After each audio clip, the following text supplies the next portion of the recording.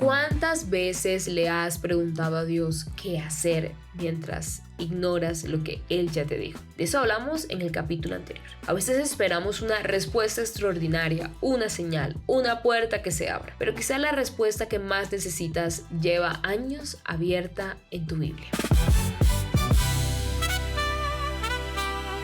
Bienvenido y bienvenida a Contracorriente, un podcast para aquellos que quieren ir en contra de la corriente de este mundo y vivir por y para Dios. Te habla tu hermana en Cristo, Karen Zapata, y bueno, en el último episodio descubrimos algo que trae mucho descanso. Dios nunca nos pidió descifrar su plan secreto para el futuro, recordando que las cosas secretas le pertenecen a Él y nuestra responsabilidad es caminar en aquello que Él ya nos reveló. Sin embargo, esto nos deja una pregunta inevitable, y es ¿qué es exactamente lo que Dios sí reveló como su voluntad para nosotros? Y para eso quiero que escuches lo que escribe el apóstol Pablo en el libro de Primera de Tesalonicenses capítulo 5 versos 16 al 18. Estad siempre gozosos, orad sin cesar, dad gracias en todo, porque esta es la voluntad de Dios para con vosotros en Cristo Jesús. La iglesia de Tesalónica era una iglesia joven, vivía bajo presión, experimentaba persecución y además tenía muchas preguntas sobre el futuro y sobre el regreso de Cristo. Si alguna iglesia necesitaba respuestas sobre qué hacer después, era esta. Sin embargo, el apóstol Pablo no comienza hablándoles de decisiones específicas. No les dice qué profesión escoger, no les dice dónde vivir, no les dice cuándo mudarse o qué camino tomar. En cambio, les entrega 3 instrucciones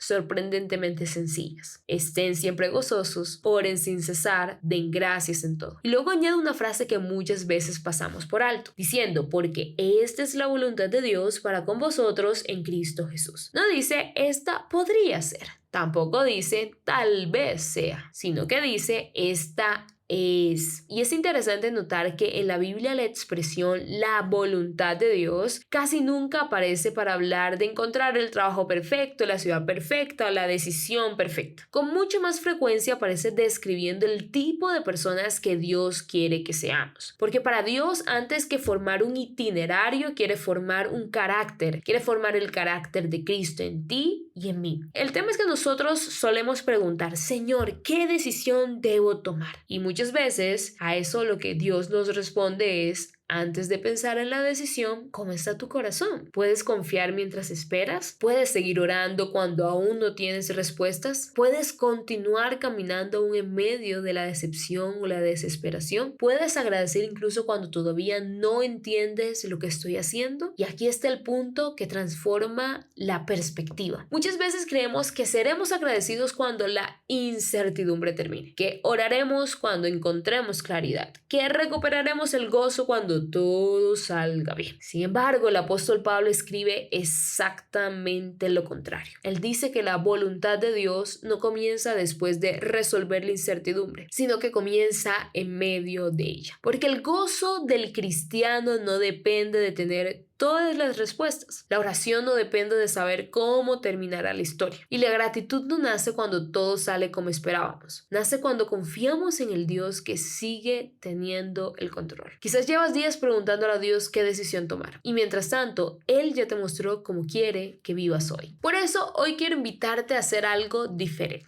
Quiero que pienses en aquella decisión que te genera mucha incertidumbre. Ahora, antes de intentar resolverla, quiero que escribas 3 razones concretas o específicas por las que puedes darle gracias a Dios, incluso en medio de esa incertidumbre. Después dedica unos 5 minutos únicamente a orar por esa situación, no para exigir una respuesta inmediata, sino para descansar en aquel que ya conoce el final de la historia.